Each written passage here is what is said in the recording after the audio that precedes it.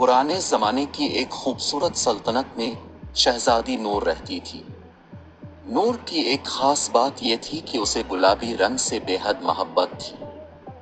اس کی زندگی کا ہر پہلو گلابی رنگ سے جڑا ہوا تھا۔ اس کا لباس، اس کی جیولری اور یہاں تک کہ اس کے جوتے بھی گلابی رنگ کے ہوتے تھے۔ نور کا خواب تھا کہ اس کا کمرہ بھی مکمل طور پر گلابی ہو۔ ایک دن نور نے اپنے والدین، بادشاہ اور ملکہ سے درخواست کی کہ اس کا کمرہ مکمل طور پر گلابی رنگ کا کر دیا جائے۔ بادشاہ اور ملکہ نے نور کی خواہش کا احترام کرتے ہوئے فوری طور پر محل کے کاریگروں کو حکم دیا کہ وہ نور کے کمرے کو گلابی رنگ میں رنگ دے۔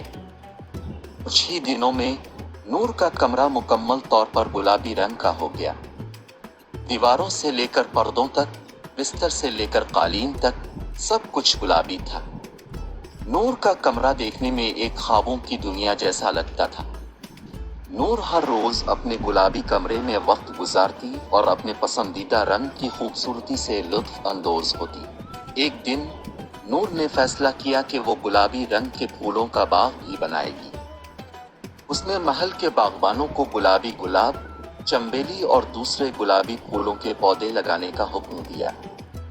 جلد ہی محل کا باغ گلابی پھولوں سے بھر گیا اور ان کی خوشبو سے محل مہک اٹھا۔ نور کی محبت اور جنون نے نہ صرف اس کے کمرے کو بلکہ پورے محل کو گلابی رنگ کی خوبصورتی سے بھر دیا۔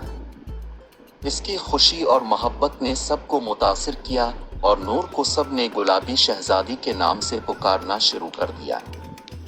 اس کی خواہشات اور خوابوں کی تکمیل نے سب کو یہ سکھایا کہ محبت اور جنون سے ہر خواب پورا ہو سکتا ہے۔